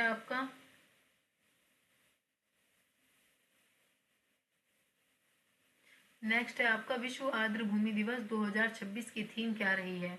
तो जो हमारा विश्व आर्द्र भूमि दिवस है, मैंने आपको बताया था पिछली स्लाइड में कब मनाया जाता है, आप कमेंट सेक्शन में बताइए मुझे। जो हमारा विश्व आर्द्र भूमि दिवस है वो हमेशा हमारा 2 फरवरी को मनाया जाता है।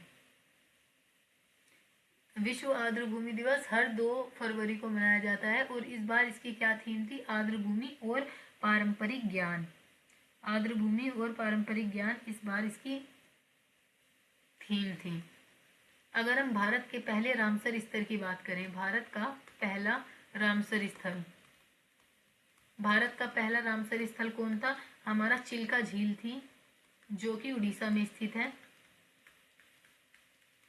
और केवलादेव राष्ट्रीय उद्यान था, केवलादेव राष्ट्रीय उद्यान, जो कि हमारा कहाँ पर स्थित है? राजस्थान में। इसी के साथ भारत का सबसे छोटा रामसर स्थल कौन सा है? भारत का सबसे छोटा रामसर स्थल है रेणुका आर्द्र भूमि, जो कि हमारा हिमाचल प्रदेश में स्थित है।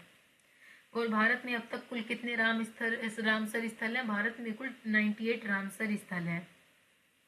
मैंने आपको पिछली स्लाइड में बताया था 2 नए रामसर स्थल कौन कौन से जोड़े गए हैं। एक तो है हमारा पटना पक्षी अभ्यारण्य, जो कि हमारा उत्तर प्रदेश में है, ये जोड़ा गया है रामसर सूची में। और दूसरा है हमारा झारी डांड, ये हमारा गुजरात में स्थित है, ये भी हमारे रामसर सूची में जोड़े गए हैं। अगर आपसे पूछती हूँ मैं सबसे ज़्यादा रामसर स्थल भारत में किस राज्य में है, तो वो है हमारे तमिलनाडु में। तमिलनाडु में टोटल 20 रामसर स्थल है। उसके बाद है हमारा सेकंड स्थान पर है यूपी में टोटल हमारे 11 रामसर स्थल हैं। आई होप आपको ये क्वेश्चन अच्छे से समझ आ गया होगा। नेक्स्ट है हमारा कर्नाटक विधानसभा ने वीबी ग्राम जी अधिनियम 2025 के विरोध में प्रस्ताव पारित किया है। तो जो हमारा केंद्र सरकार है केंद्र सरकार ने वक्फ अधिनियम 1995 में संशोधन करने के लिए संसद में एक विधेयक पेश किया। कर्नाटक सरकार और विधानसभा का तर्क है कि यह संशोधन राज्य के अधिकारों और धार्मिक स्वतंत्रता का उल्लंघन करता है। ओवरऑल जितनी भी हमारी राज्य में भूमि होती है जो हमारी धार्मिक ट्रस्टों से रिलेटेड होती हैं, उनसे रिलेटेड कानून में केंद्र सरकार ने कुछ बदलाव किए हैं। तो उसी को लेकर उसका नाम है, उन बदलाव का नाम है वीबी ग्राम जी अधिनियम 2025। तो उन्हीं को लेकर कर्नाटक विधानसभा में विरोध चल रहा है हमारा। जो हमारा वक्फ अधिनियम है वो 1954 में बना था। ये हमारा इसमें हमारी धार्मिक संस्थाएं आती हैं, जितनी भी हमारी धार्मिक भूमि होती हैं उनसे रिलेटेड ये हमारा वक्फ अधिनियम होता है। तो इसी में केंद्र सरकार ने कुछ बदलाव किए हैं जिसका नाम है वीबीजी ग्राम अधिनियम 2025। इसी को लेकर कर्नाटक विधानसभा में हमारा विरोध चल रहा है, यानी कि वो इसके अपोजिशन में है। नेक्स्ट है आपका डीआरडीओ ने चांदीपुर उड़ीसा से एसएफडीआर मिसाइल प्रणोदन तकनीक का सफल परीक्षण किया। तो जो हमारी एसएफडीआर मिसाइल है इसमें तकनीक कौन सी यूज की गई है? प्रणोदन तकनीक। इसका पूरा नाम क्या है? Solid fuel ducted ramjet. Solid fuel ducted ramjet. और ये किस सिद्धांत पर काम करती है ये मिसाइल हमारी रामजेट सिद्धांत पर काम करती है। इस मिसाइल को सुपरसोनिक गति से लंबी दूरी तक मार करने की इसकी क्षमता है। ओवरऑल ये हमारी साउंड, जो हमारी ध्वनि होती है, उससे भी ज़्यादा तेज ये चलने वाली मिसाइल है। और ये हमारी एक मिसाइल है, ये हवा से हवा में मार करती है, हवा से हवा में मार करने वाली मिसाइल है। और अगर हम डीआरडीओ की बात करते हैं, डीआरडीओ के, तो इसकी स्थापना हुई थी 1958 में। इसका हेडक्वार्टर है नई दिल्ली में। और इसका आदर्श वाक्य है जो हमारे डीआरडीओ का है वो है origin is in science. Origin strength, origin is in science. वर्तमान में डीआरडीओ के अध्यक्ष कौन है? मैंने आपको पहले भी बताया, डॉक्टर समीर वी कामत। तो आप इस मिसाइल के बारे में जरूर याद रखेंगे। एसएफडीआर फुल फॉर्म इसकी याद रखेंगे, इसका ये किस सिद्धांत पे काम करती है, इसमें तकनीक कौन सी है, और ये कहाँ से कहाँ मार करती है, हवा से हवा में मार करती है, ये चीज़ें आप याद रखेंगे। नेक्स्ट है आपका ह्यूग गैट्सर, एक प्रसिद्ध यात्रा लेखक हैं और इन्हें हाल ही में आप सभी को पता है 26 जनवरी को जितने भी हमारे पद्मश्री हैं और हमारे भारत रत्न है, इन अवार्ड की घोषणा की जाती है। तो पद्मश्री के लिए नॉमिनेट किया गया है ह्यूग गैट्सर को, इन्हें पद्मश्री अवार्ड दिया गया है। और इनकी बुक है एक the many faces of India, the many faces of India. ये उनकी पत्नी है, उनकी वाइफ है। तो ये अवार्ड जो दिया गया है पद्मश्री अवार्ड, वो दिया गया है हमारा ह्यूग गैट्सर को। नेक्स्ट है हमारा नेमचा किपगेन। नेमचा किपगेन मणिपुर की पहली महिला उप मुख्यमंत्री बनी है। तो मणिपुर की पहली महिला उप मुख्यमंत्री हमारी कौन बनी है? नेमचा किपगेन। और मणिपुर के मुख्यमंत्री का क्या नाम है? युमनाम खेमचंद सिंह। राज्यपाल कौन है? अजय कुमार भल्ला। मणिपुर में आप सभी को पता है हाल ही में राष्ट्रपति शासन लागू था 13 फरवरी 2025 से लागू था। और मणिपुर में 13 फरवरी 2025 से राष्ट्रपति शासन लागू था, लेकिन इसे हटा दिया गया कब? 4 फरवरी 2026 को। राष्ट्रपति शासन किस आर्टिकल के तहत लगता है? आर्टिकल 356 के तहत राष्ट्रपति शासन लगाया जाता है। नेक्स्ट क्वेश्चन है आपका AIIMS. All India institute of medicine science नई दिल्ली ने आईआईटी दिल्ली के साथ मिलकर टेली रोबोटिक अल्ट्रासाउंड सिस्टम बनाया है। तो जो हमारा एम्स है उसने ना दिल्ली आईआईटी के साथ मिलकर एक रोबोट बनाया है, जिससे अगर डॉक्टर अपने घर पर बैठे हैं और पेशेंट हॉस्पिटल में है तो वो उनका अल्ट्रासाउंड कर सकते हैं। एक गेमिंग स्टिक जिसका नाम होता है हमारा जॉयस्टिक, उसकी मदद से, एक रिमोट कंट्रोल की मदद से वो घर पर बैठे ही डॉक्टर किसी भी पेशेंट का अल्ट्रासाउंड कर सकते हैं। तो ये चीज़ एम्स और आईआईटी दिल्ली के ने मिलकर आपस में बनाई है, ठीक है। इसे हम ये रोबोटिक, इसमें एक काम होता है, रोबोटिक आर्म होता है जो कि अल्ट्रासाउंड के लिए यूज़ होता है। और इसमें जो डॉक्टर होते हैं वो एक जॉयस्टिक घुमाते हैं या फिर प्रोब घुमाते हैं, जिसके थ्रू अल्ट्रासाउंड हो जाता है अपने आप ही, ठीक है। नेक्स्ट है आपका राष्ट्रपति द्रौपदी मुर्मू ने मणिपुर से राष्ट्रपति शासन हटाने की मंजूरी दी। आपको मैंने अभी बताया था कि मणिपुर में राष्ट्रपति शासन लगा था 2025 में, उसे हटा दिया गया है 4 फरवरी को, ठीक है। तो हमारा राष्ट्रपति शासन किस आर्टिकल के अकॉर्डिंग लगता है? आर्टिकल 356 में हमारा राष्ट्रपति शासन लगा दिया जाता है। अगर केंद्र सरकार को ये पता चलता है या फिर राज्यपाल ये बताता है कि हमारे राज्य में जो शासन है वो संविधान के अनुसार नहीं चल रहा, या फिर हम केंद्र के अनुसार अपना शासन नहीं चला पा रहे हैं, तो उस राज्य में राष्ट्रपति शासन लगता है, जिसे संवैधानिक आपातकाल भी कहते हैं। ये 6 महीने तक जारी रहता है, अधिकतम ये 3 साल तक भी लागू रह सकता है, ठीक है। वहीं आपको कुछ चीज़ों का पता होना चाहिए, जैसे कि मणिपुर में इस वक्त लोकसभा की सीटें कितनी हैं? लोकसभा की सीटें हैं मणिपुर में 2 और राज्यसभा की सीटें हैं 1। और मणिपुर की प्रमुख झील कौन सी है? लोकटक झील है, लोकटक झील। और यहाँ पर इसी झील पर एकमात्र तैरता हुआ नेशनल पार्क है जिसका नाम है हमारा कैबुल लामजाओ। कैबुल लामजाओ ये हमारे पूरी दुनिया का एकमात्र तैरता हुआ पार्क है, नेशनल पार्क। मणिपुर का राष्ट्रीय नृत्य कौन सा है? मणिपुरी है। मणिपुर में कौन कौन से त्योहार मनाए जाते हैं? एक तो है संघाई महोत्सव और दूसरा है याओ शांग। अगर हम बात करते हैं वर्तमान में मणिपुर के राज्यपाल कौन है? मणिपुर के राज्यपाल हैं, आपसे ये क्वेश्चन पूछा जा सकता है, इम्पोर्टेंट है, वो है हमारे अनुसुईया उइके। मणिपुर की राजधानी क्या है? इम्फाल है। नेक्स्ट है हमारा क्वेश्चन नंबर 61। इसमें राष्ट्रीय उत्पादकता परिषद को भारत का ब्रिक्स इंडस्ट्रियल कॉम्पिटेंस सेंटर नामित किया गया है। तो जो हमारा भारत है, भारत ने राष्ट्रीय उत्पादकता परिषद को भारत के ब्रिक्स इंडस्ट्रियल कॉम्पिटेंस सेंटर के रूप में नामित किया है। और ब्रिक्स देशों के बीच औद्योगिक विकास और नवाचार का आदान प्रदान को बढ़ावा देता है। तो अगर आपसे क्वेश्चन पूछते हैं कि भारत ने किसे ब्रिक्स के इंडस्ट्रियल कॉम्पिटेंस सेंटर के रूप में नामित किया है, आपको जवाब देना है राष्ट्रीय उत्पादकता परिषद को। अगर हम ब्रिक्स की बात करते हैं, ब्रिक्स में टोटल हमारे 5 देश शामिल होते हैं, जिन ब्राजील, रशिया, इंडिया, चाइना और हमारा साउथ अफ्रीका। तो ये 5 देश हैं जो हमारे ब्रिक्स के सदस्य हैं। 2024 में और देश इसमें शामिल हो गए हैं, जैसे कि हमारा मिस्र अब ब्रिक्स का देश बन गया है। हमारा इथियोपिया, ईरान, सऊदी अरब और संयुक्त अरब अमीरात यानी कि यूएई, बहुत से देश हैं जो अब इसके सदस्य हमारे बन चुके हैं। अगर हम ब्रिक्स की बात करते हैं तो हमारे ब्रिक्स के टोटल पहले 5 देश थे, वर्तमान में 2024 में काफ़ी देश शामिल हो गए हैं, जैसे कि मिस्र, इथियोपिया, ईरान, सऊदी अरब, संयुक्त अरब अमीरात। तो ये बात आप याद रखेंगे।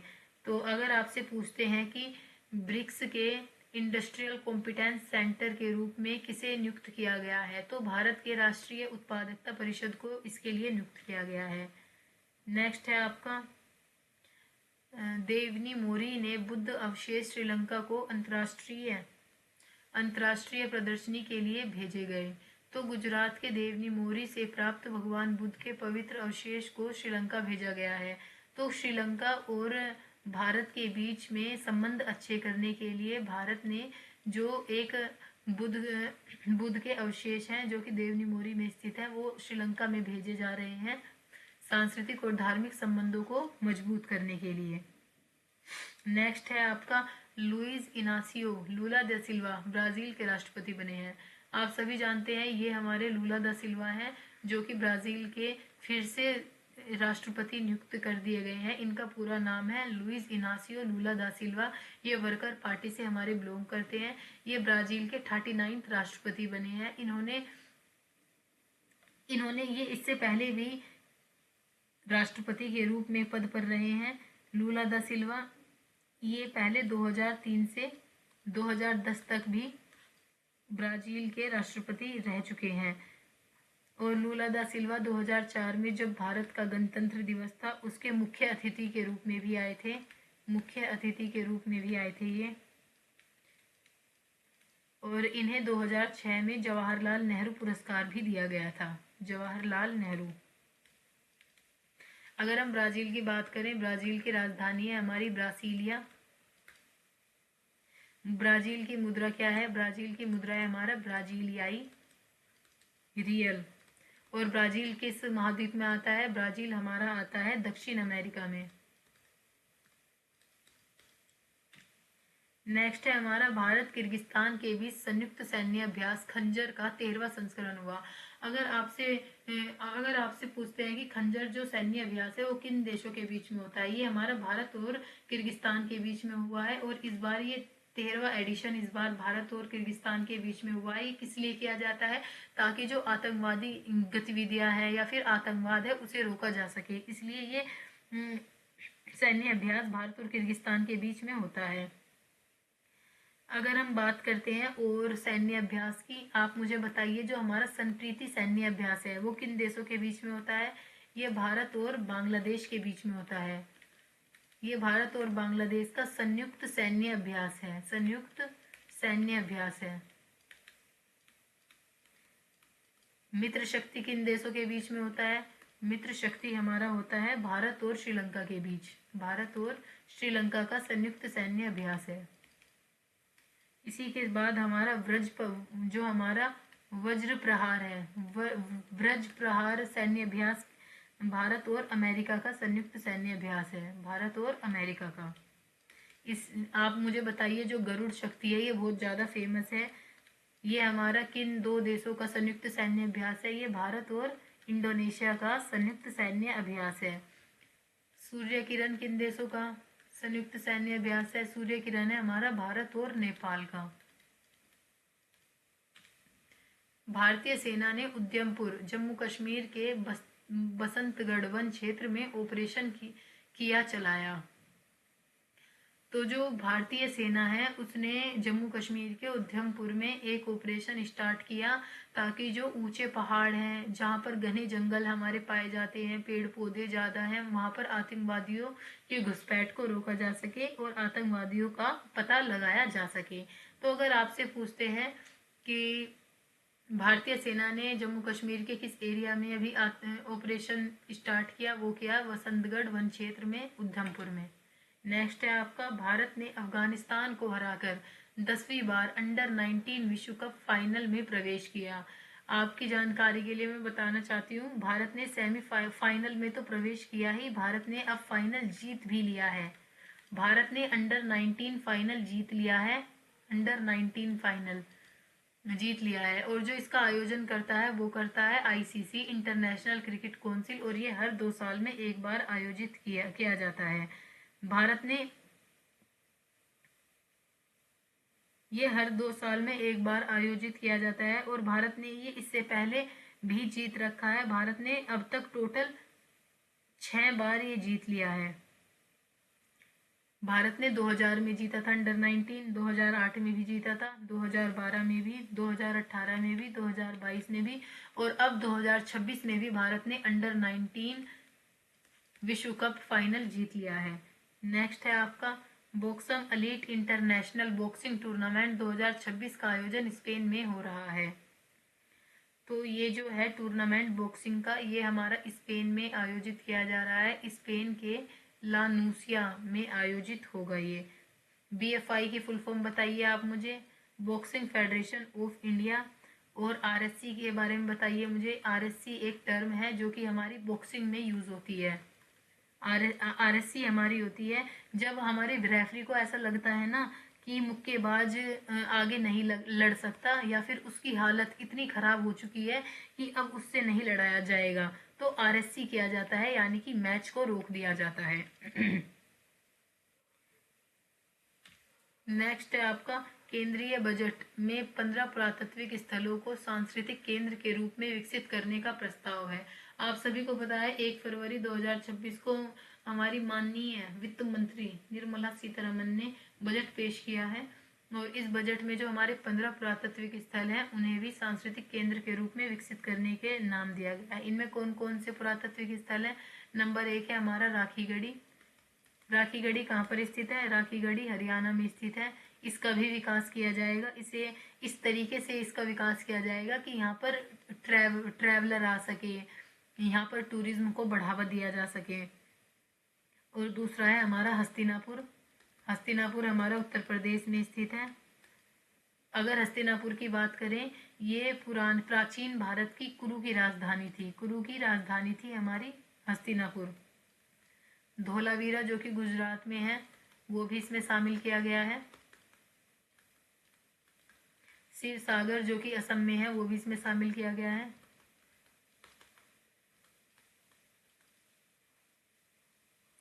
आदि चन्नल्लूर तमिलनाडु का, आदि चन्नल्लूर तमिलनाडु, उसे भी इसमें शामिल किया गया है। काजीरंगा जो है हमारा असम का स्थल है। महाबलीपुरम तमिलनाडु में स्थित है। हम्पी, हम्पी हमारा कहाँ पर स्थित है? कर्नाटका में स्थित है। तो ये जो 15 हमारे स्थल हैं इनका विकास किया जाएगा इस तरीके से, और ये यात्रियों के लिए भी खोले जाएंगे ताकि यहाँ पर टूरिज्म को बढ़ावा दिया जा सके। मैंने आपको पिछली स्लाइड में बताया था जो हमारा एएसआई है, यानी कि आर्कियोलॉजिकल सर्वे ऑफ इंडिया, इसकी स्थापना कब हुई थी? 1861 में हुई थी। अलेक्जेंडर कनिंघम ने इसकी स्थापना की थी। नेक्स्ट है हमारा, युमनाम खेमचंद सिंह ने 4 फरवरी 2026 को मणिपुर के मुख्यमंत्री के रूप में शपथ ली। जो हमारे मणिपुर के मुख्यमंत्री हैं वो कौन बने हैं? युमनाम खेमचंद। और राज्यपाल कौन है? अजय कुमार भल्ला। नेक्स्ट क्वेश्चन है आपका, आंध्र प्रदेश सरकार ने pillow AI voice based accounting app launch की है। तो आंध्र प्रदेश सरकार ने एक AI based accounting app launch की है। इस ऐप के थ्रू जो इनवॉइस है, यानी कि जो बिल है, उसे टाइप नहीं करना होगा, आप बोलेंगे यानी कि जो वॉइस होगी उसे ही वो कैच करके बिल को जनरेट कर देगा, बिल को जनरेट कर देगा।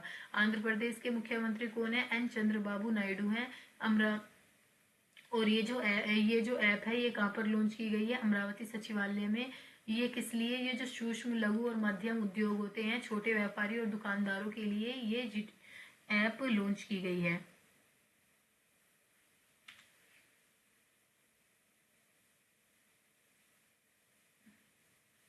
अगर आपसे पूछते हैं कि जो हमारा पुष्प की प्रजाति है डिसिलिप्टेरा पैखलिका, ये कहाँ पर पाई गई है? तो आपको जवाब देना है तेलंगाना में। तेलंगाना में। जो ये हमारा डिसिलिप्टेरा पैखालकिया है, ये हमारा तेलंगाना में मिली है, ये पुष्प की प्रजाति है। नेक्स्ट है आपका फरवरी 2026 में मध्य प्रदेश में बोत्सवाना से 8 चीते लाए जाएंगे। आप सभी को पता है कि भारत में चीतों को विलुप्त घोषित कर दिया गया था 1952 में, कि भारत में अब कोई भी चीता नहीं है। लेकिन फिर भारत में चीते लाने स्टार्ट हुए दूसरे देशों से, ताकि भारत में भी इनकी जनसंख्या में वृद्धि की जा सके और जो लुप्त हो चुके हैं उनकी जनसंख्या को फिर से जनरेट किया जा सके। सबसे पहली बार नामीबिया से लाए गए थे 8 चीते। नामीबिया से 8 चीते लाए गए थे, जिन्हें कहाँ पर रखा गया था? कूनो नेशनल पार्क में रखा गया था। फिर दूसरी बार साउथ अफ्रीका यानी कि दक्षिण अफ्रीका से लाए गए थे चीते।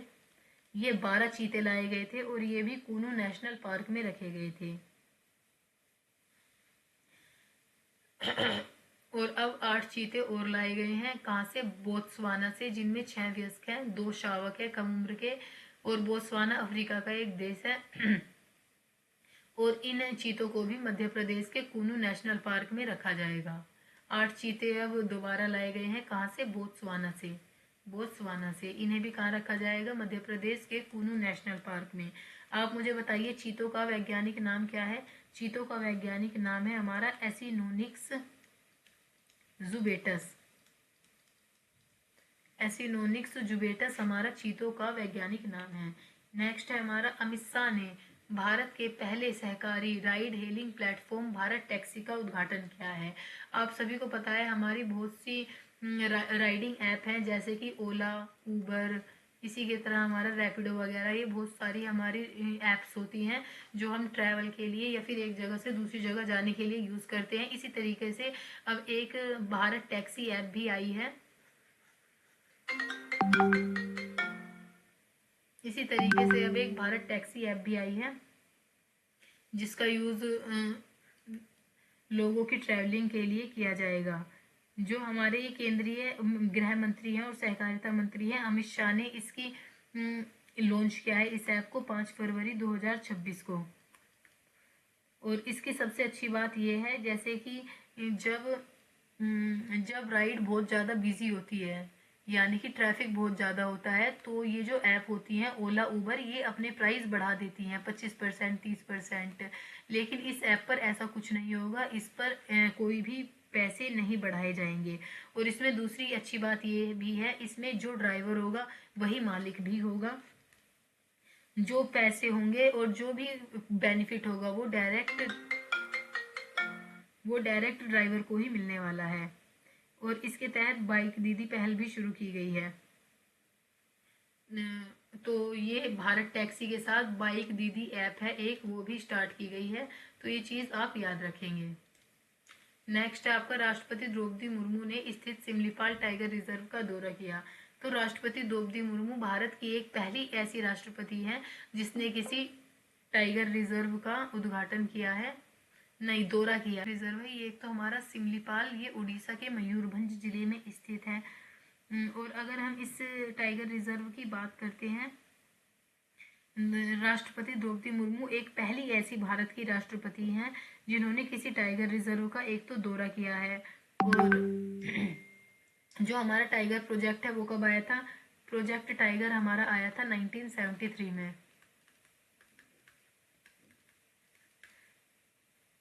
और दुनिया का एकमात्र ऐसा राष्ट्रीय टाइगर रिजर्व है ये हमारा सिमलीपाल, जहाँ पर हमारे काले बाघ पाए जाते हैं। काले बाघ पाए जाते हैं। आई होप आपको ये क्लास अच्छी लगी होगी। बाकी अगर आपको करंट अफेयर से रिलेटेड कोई भी क्वेरी है तो आप कमेंट सेक्शन में आइए, मैं आपको रिप्लाई करूंगी। और daily current affair and weekly current affair और इसी के साथ मंथली करंट अफेयर के लिए आप मेरे YouTube channel Nargis Rana study को सब्सक्राइब कर लीजिए, और इसकी फ्री PDF के लिए मेरे Telegram channel Nargis Rana study को भी ज्वाइन कर लीजिए। थैंक्स।